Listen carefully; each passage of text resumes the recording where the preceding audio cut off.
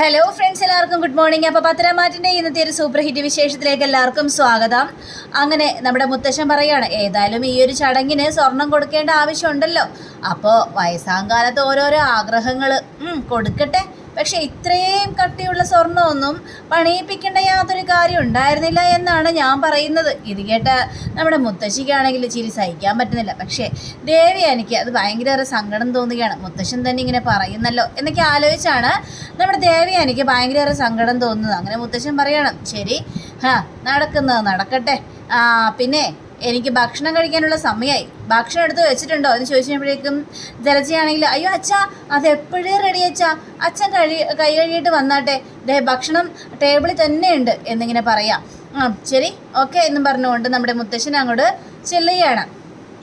അപ്പോൾ മുത്തശ്ശിയാണെങ്കിൽ, ദേവയാനി ഇതേ നിൻ്റെ അടുത്ത് തന്നെ വെച്ചോ ഈ നെക്ലസ്. അയ്യോ വേണ്ടമ്മേ, അമ്മ തന്നെ എടുത്ത് വെച്ചാൽ മതി, അമ്മ തന്നെ കൊടുത്താൽ മതി നയനമോൾക്ക്. ഇതിട്ട് കഴിഞ്ഞപ്പോഴേക്കും അവിടെ ചെല്ലുമ്പോൾ ഞാൻ തന്നെയാ നയനയുടെ കഴുത്തിൽ ഈ ഒരു മാല ഇട്ട് കൊടുക്കുന്നത്, അതിലൊരു തർക്കമൊന്നുമില്ല.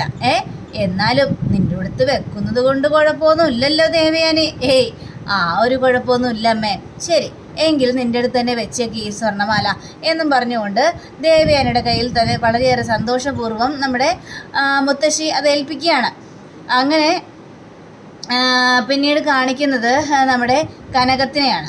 അപ്പോൾ കനകമാണെങ്കിൽ തുണി ഇങ്ങനെ തയ്ച്ചുകൊണ്ടിരിക്കുക. ആ സമയത്താണ് നന്ദു വരുന്നത്. അപ്പോൾ നന്ദുവിനെ വിളിക്കുകയാണ്. നന്ദു, ഒരു കാര്യം പറയാനുണ്ടെന്ന് പറഞ്ഞ് വിളിക്കണം. എന്താ അമ്മേ? അതെ, എനിക്കിപ്പോഴും അങ്ങോട്ട് വിശ്വസിക്കാൻ പറ്റുന്നില്ല നവ്യയുടെ ആ മാറ്റമേ. എനിക്കത് വിശ്വസിക്കാൻ പറ്റുന്നൊരു അവസ്ഥയോടെ നിൽക്കുക.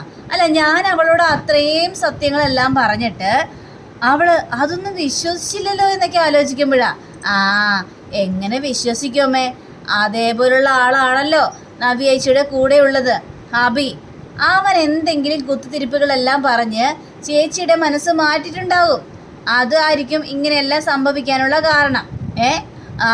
ഇനി അമ്മ ആ കാര്യത്തെക്കുറിച്ച് പറഞ്ഞിട്ട് എന്തിനാ അമ്മ കാര്യം ഇതൊക്കെ കേട്ടുമ്പോഴേക്കും, എന്നാലും അതല്ല മോളെ. പക്ഷെ ഞാൻ സത്യം പറഞ്ഞപ്പോൾ അവളാദ്യം മിണ്ടാണ്ട് നടന്നില്ലേ, അപ്പം അതെന്തായിരിക്കും? അതെന്തുകൊണ്ടായിരിക്കും ആദ്യം അവൾ മിണ്ടാതെ നടന്നിട്ട് പെട്ടെന്ന് അബിയോട് സ്നേഹം കാണിച്ചതും അബിയോട് മിണ്ടിയതും? അത് എന്തുകൊണ്ടായിരിക്കും എന്ന് ചോദിക്കുകയാണ്. എൻ്റെ പൊന്നമ്മേ, ഇനി ആ കാര്യം പറയണ്ട. എന്തിനാണ് ഓരോരോ കാര്യങ്ങൾ അമ്മ ചെയ്തു കൂട്ടി വെച്ചിട്ട് അവരവരുടെ വഴിക്ക് നടക്കട്ടെ, അവരെന്താണെന്ന് വെച്ചാൽ ചെയ്യട്ടെ. നമുക്കതിൽ കയറി തലയിടേണ്ട ആവശ്യമൊന്നുമില്ല. ചുമ്മാ ഓരോരോന്ന് പറഞ്ഞ് ചുമ്മാ ടെൻഷൻ അടിക്കാൻ വേണ്ടി നമ്മൾ തല പുകഞ്ഞിട്ട് ഇനി ആ കാര്യത്തെക്കുറിച്ച് ചിന്തിക്കാതെ നയനേച്ചിയുടെ 3-ാം മാസ ചടങ്ങ് വരിക. ആ ചടങ്ങ് എങ്ങനെ അടിച്ചു പൊളിക്കാം എന്നൊക്കെ ഇങ്ങനെ ആലോചിക്കുക. ഞാൻ ഏതായാലും ആ ചടങ്ങ് നല്ല ഗംഭീരമാക്കാൻ തന്നെയാണ് തീരുമാനിച്ചിരിക്കുന്നത് അമ്മേ. അപ്പോൾ അതിനെക്കുറിച്ച് മാത്രം ഇനി അമ്മ ചിന്തിച്ചാൽ മതി എന്നിങ്ങനെ പറഞ്ഞു കഴിഞ്ഞപ്പോഴേക്കും, അതേ മോളെ നന്ദു, എനിക്കാണെങ്കിലേ ആ ചടങ്ങിന് വരാനായിട്ട് വല്ലാത്തൊരു ബുദ്ധിമുട്ടാണ്. ബുദ്ധിമുട്ടോ? അതെന്താ കാരണം? അതല്ല, ആ വീട്ടിലേക്ക് വന്നു കഴിഞ്ഞിട്ടുണ്ടെങ്കിലേ ആ ജോലിക്കാരി അവിടെ ഉണ്ടല്ലോ, ഞാനന്ന് ചെന്ന് കഴിഞ്ഞപ്പോഴേക്കും ജോലിക്കാരിയോട് വളരെയേറെ മോശമായിട്ട് പെരുമാറിയില്ലേ, അവളെ കള്ളിയാക്കാനായിട്ട് ഞാൻ ശ്രമിച്ചില്ലേ, അതുകൊണ്ട് അവളുടെ മുഖത്ത് നോക്കാൻ ഒരു നാണക്കേട്. അയ്യോ, ഇതെല്ലാം വരുത്തി വെക്കുമ്പോൾ ആലോചിക്കണമായിരുന്നു നാണക്കേടൊക്കെ സംഭവിക്കുമെന്ന്. അതൊന്നും ആലോചിച്ചില്ലല്ലോ. ആലോചിക്കാതെ ഇനി ഇതൊന്നും പറഞ്ഞിട്ട് ഒരു കാര്യമില്ലമ്മേ. വരാനുള്ളത് തന്നെ വഴി തങ്ങൂരെന്ന് പറഞ്ഞിട്ടില്ലേ, അനുഭവിച്ചോ, എല്ലാം അനുഭവിച്ചോ എന്നും പറഞ്ഞുകൊണ്ട് നമ്മുടെ നന്ദു അവിടെ നിന്ന് പോവുകയാണ്. അപ്പോൾ ഈ കനകത്തിനാണെങ്കിൽ ആകെ വല്ലാത്തൊരവസ്ഥയിലേക്ക് നിൽക്കുകയാണ്. നാണക്കേടായി പോയി എന്നാണ് ചിന്തിക്കുന്നത്. അങ്ങനെ പിന്നീട് കാണിക്കുന്നത് നമ്മുടെ മുത്തശ്ശനെയും മുത്തശ്ശിയാണ്. അപ്പോൾ മുത്തശ്ശനും മുത്തശ്ശിയാണെങ്കിൽ ഇങ്ങനെ കാര്യങ്ങളെല്ലാം സംസാരിക്കുകയാണ്. എന്നാലും ഇദ്ദേഹം കൂടി വരായിരുന്നു ആ ചടങ്ങിന്. ഇദ്ദേഹം വരാത്തതുകൊണ്ട് എനിക്കൊരു സുഖവുമില്ല. തന്നോട് ഞാൻ പറഞ്ഞല്ലേ, ഞാൻ എന്താ വരാത്തതിൻ്റെ കാരണമൊന്നും. അവിടെ ചെന്ന് കഴിഞ്ഞിട്ടുണ്ടെങ്കിൽ മനസ്സലിവൊന്നും കാണിക്കേണ്ട ആവശ്യമൊന്നുമില്ല. മനസ്സലിവൊക്കെ കാണിച്ചു കഴിഞ്ഞിട്ടുണ്ടെങ്കിൽ ആകെ പ്രശ്നമാവും. അത് പിന്നെ വല്ലാത്തൊരു തലവേദനയായിട്ട് മാറും. പിന്നെ അവൻ ജീവിതത്തിൽ മുന്നോട്ട് പോകില്ല. അതുകൊണ്ട് ഞാനില്ലാത്ത കാര്യം താൻ അങ്ങോട്ട് മറന്ന് കളഞ്ഞേര്. ഞാൻ അവിടെ ഉണ്ടെന്ന് തന്നെ വിശ്വസിച്ചാൽ മതി. എന്നിട്ട് ആ ചടങ്ങ് നല്ല അടിപൊളിയായി ഗംഭീരമായിട്ട് ആഘോഷിക്കുക. അത് മാത്രം ഇപ്പം ചിന്തിച്ചാൽ മതി എന്നൊക്കെ നമ്മുടെ മുത്തശ്ശൻ പറയാ. അങ്ങനെ പറഞ്ഞുകൊണ്ടിരിക്കുന്ന സമയത്താണ് ദാ വരുന്നു ദേവയാനി. അപ്പം ദേവയാനി വന്ന് ഇവരുടെ മുന്നിൽ ഇങ്ങനെ വന്ന് നിൽക്കുകയാണ്. അമ്മേ, അതെ, എനിക്ക് അങ്ങോട്ട് പോകണോ അമ്മേ എന്ന് പറഞ്ഞപ്പോഴേക്കും, ദേവയാനി നീ ഇന്ന് തന്നെ പോയിക്കോ, ഞങ്ങളെല്ലാവരും നാളെ വന്നോളാം എന്നിങ്ങനെ പറയുകയാണ്. ഇത് കേട്ട് കഴിഞ്ഞപ്പോഴേക്കും നമ്മുടെ ദേവയാനി ചോദിക്കുകയാണ്, അച്ഛൻ്റെ തീരുമാനത്തിൽ മാറ്റമൊന്നും ഇല്ലല്ലോ അല്ലേ?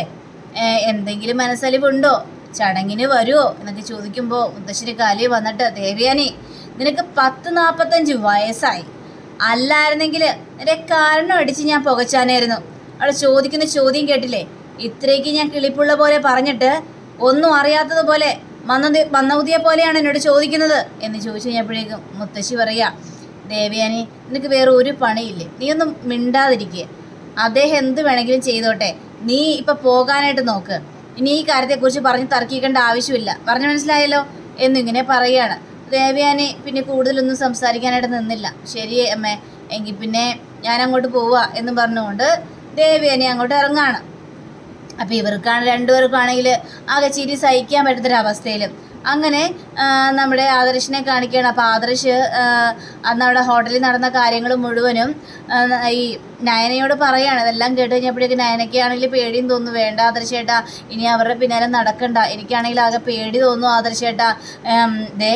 കണ്ടില്ലേ, അവരുടെ പിന്നാലെ നടന്ന ആ ഡ്രൈവറെ അവരില്ലാതെയാക്കി. ഇനി ആരെയൊക്കെ ഇല്ലാതാക്കുമെന്ന് ഒരു പിടിയും കിട്ടുന്നില്ല. അവരൊക്കെ ഏത് തരക്കാരാണെന്നൊരു പിടിയും കിട്ടുന്നില്ല ആദർശമായിട്ട്. അതൊക്കെ ഇട്ടുകഴിഞ്ഞപ്പോഴേക്കും എനിക്കതങ്ങനെ വിട്ടുകളയാനായിട്ട് പറ്റില്ല. നമ്മൾ ഒരാളുടെ പിന്നാലെ ഒരു കാര്യം അന്വേഷിച്ച് ഇറങ്ങിക്കഴിഞ്ഞിട്ടുണ്ടെങ്കിൽ അതിനെക്കുറിച്ചുള്ള കൂടുതൽ ഡീറ്റെയിൽസ് എല്ലാം മനസ്സിലാക്കണം. അതിന് ശേഷമേ കാല് മുന്നോട്ടെടുത്ത് വെച്ച് കാല് പിന്നോട്ടെടുത്ത് വെക്കാനായിട്ട് പാടുള്ളൂ എന്നൊക്കെ ഇങ്ങനെ പറയുകയാണ്. അതല്ല ആദർശേട്ടാ, ആദർശേട്ടന് ഒരു ആപത്ത് വരുമെന്ന് ഞാൻ അറിഞ്ഞിട്ടും അതിൻ്റെ കൂടെ നിൽക്കുന്നത് എനിക്ക് ശരിയല്ല. എനിക്കങ്ങനെ കൂട്ടി നിൽക്കാനായിട്ട് കഴിയില്ല ആദർശേട്ടാ എന്നിങ്ങനെ പറയുകയാണ്. നയന, നിൻ്റെ കാര്യങ്ങളൊക്കെ എനിക്ക് മനസ്സിലാകും.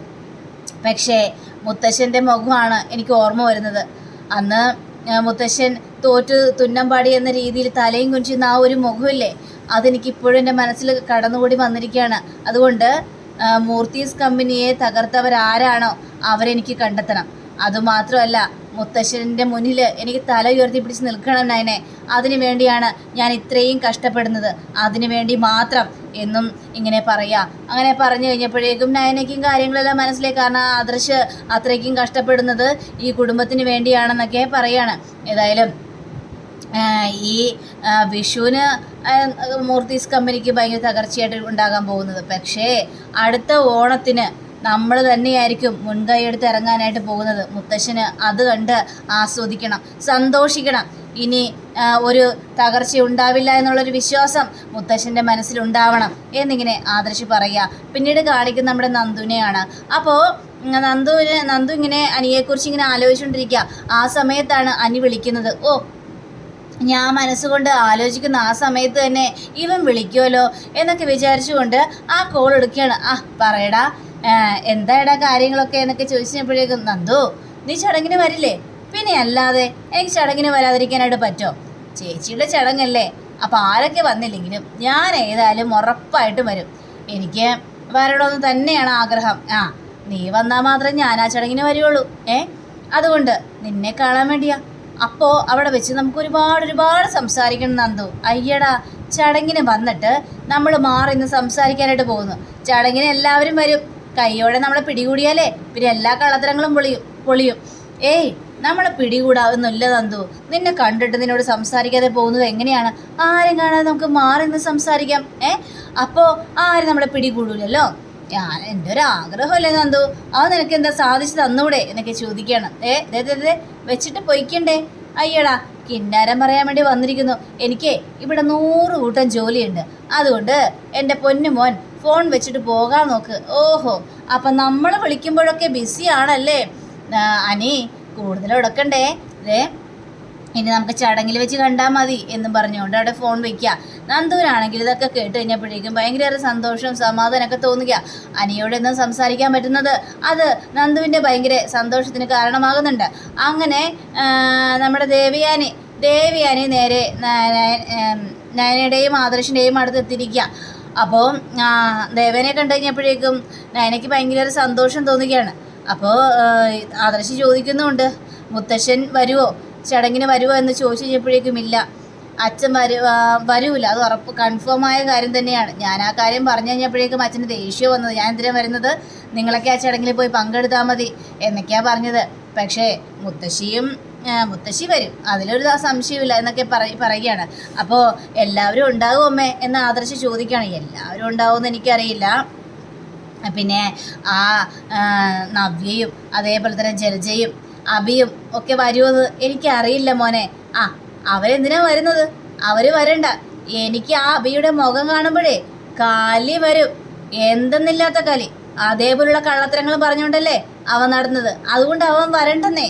എനിക്ക് അവനെ കാണുന്നത് പോലും ഇഷ്ടമല്ല എന്നൊക്കെ ആദർശ് പറയുകയാണ്. ഇത് കേട്ട് കഴിഞ്ഞപ്പോഴേക്കും ദേവിയാണെങ്കിൽ അതേ മോനെ, എനിക്കും ആ ഒരു നിലപാടിൽ തന്നെയാണ്. എനിക്ക് അവനെ കാണുന്നത് പോലും ഇഷ്ടമല്ല. പിന്നെ എന്ത് ചെയ്യാനാ, ഒരു വീട്ടിൽ താമസിക്കുന്നവരല്ലേ, അപ്പോൾ അവനെ കണ്ടല്ലേ പറ്റുള്ളൂ. അതുകൊണ്ട് ഇങ്ങനെ മുന്നോട്ട് പോകുന്നു, അത്രേ മാത്രമേ ഉള്ളൂ എന്നിങ്ങനെ പറയുകയാണ്. അങ്ങനെ നമ്മുടെ അഭിയും അതേപോലെ തന്നെ നവ്യയും കൂടി സംസാരിക്കുകയാണ്. അപ്പോൾ നവ്യ പറയാണ്, എടാ നമുക്കൊന്ന് പുറത്തോട്ട് പോകണം കേട്ടോ, കാരണം നിനക്ക് ഇൻ്റർവ്യൂവിന് ഇടാനും പിന്നെ കമ്പനിയിൽ ജോലി ചെയ്യാനും കുറച്ച് ഡ്രസ്സൊക്കെ മേടിച്ചിട്ടുണ്ട്, പക്ഷെ അതൊന്നും പോരാ, ഇനിയും കുറേ ഡ്രസ്സുകളൊക്കെ മേടിക്കാനുണ്ട് എന്നിങ്ങനെ പറയാം. അങ്ങനെ പറഞ്ഞപ്പോഴേക്കും നവ്യ, വേണ്ട നവ്യേ, എന്തിനാ ഇത്രയും പൈസകളെല്ലാം കളയുന്നത്, അതിൻ്റെ ആവശ്യമുണ്ടെന്ന് ചോദിച്ചപ്പോഴേക്കും, എടാ ഞാൻ സമ്പാദിക്കുന്നത് നിനക്കും കൂടി വേണ്ടി തന്നെയല്ലേ, എടാ നിൻ്റെ പൈസ എൻ്റെ പൈസ എന്ന് വല്ലതും ഉണ്ടോ, എടാ നമ്മുടെ പൈസയാണ്. അപ്പോഴാണ് ജലജ അങ്ങോട്ട് വരുന്നത്.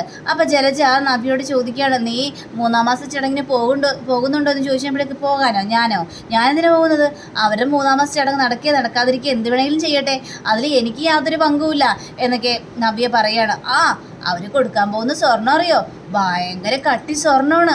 ഇത് കഴിഞ്ഞപ്പോഴേക്കും അഭിയാണെങ്കിൽ ഞെട്ടിപ്പോയി.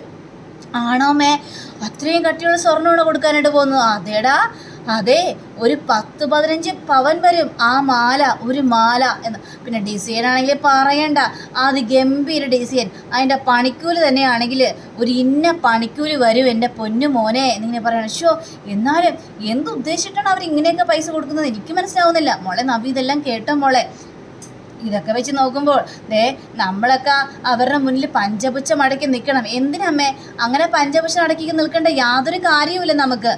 അവർ നമ്മളെ പുറത്താക്കുകയാണെങ്കിൽ നമുക്ക് അന്തസ്സായിട്ട് ജീവിക്കാനുള്ള ജോലിയും പണവും ഒക്കെ ഉണ്ട്. അപ്പോൾ പിന്നെ അവരുടെ മുന്നിൽ പഞ്ചപുച്ഛം അടിക്കാൻ നിൽക്കേണ്ട യാതൊരു ആവശ്യവും നമുക്ക് വരില്ലമ്മേ. പിന്നെ എനിക്കിവിടെ കുറച്ചെങ്കിലും ബഹുമാനമുള്ളത് മുത്തശ്ശനോടും മുത്തശ്ശിയോടും മാത്രം, വേറെ ആരെയും അനുസരിക്കേണ്ട കാര്യമില്ലമ്മേ.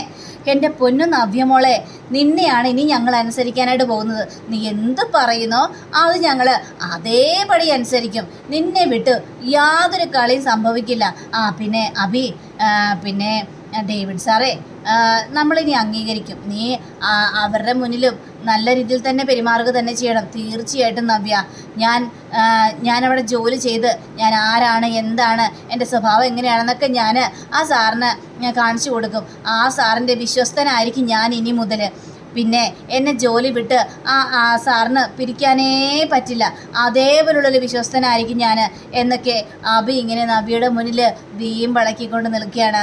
അപ്പോൾ അങ്ങനെയും കാണിച്ചുകൊണ്ടാണ് നമ്മുടെ ഇന്നത്തെ റിവ്യൂടെ അവസാനിച്ചിരിക്കുന്നത്. അടുത്ത റിവ്യൂവിനെ കാത്തിരിക്കുക, സബ്സ്ക്രൈബ് ചെയ്യുക. എല്ലാവർക്കും നല്ലൊരു ദിനം ആശംസിച്ചുകൊണ്ട് തന്നെ നമസ്കാരം. Thank you. See again. By.